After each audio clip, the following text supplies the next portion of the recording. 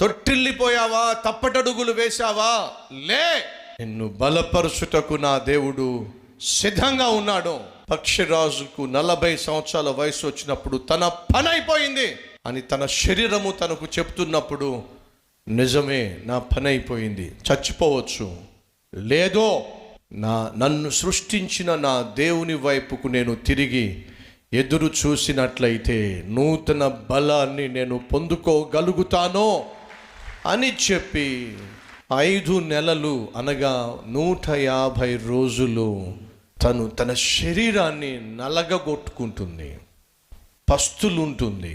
నీ శరీరాన్ని నలగొట్టుకునే సమయాన్ని భారంగా ఎంచకుండా తనను సృష్టించిన దేవుని సృష్టి శక్తికి అప్పగించుకుంటుంది, దేవునికి అప్పగించుకుంటుంది. నేను తిరిగి బలం పొందుకోవాల్సిందే. ఇలా నీరసంగా చచ్చిపోవడానికి వీల్లేదు, నిరాశతో చచ్చిపోవడానికి వీల్లేదు. తిరిగి బలం పొందుకోవాలి, శక్తిని పొందుకోవాలి, బంగారు భవిష్యత్తును పొందుకోవాలి.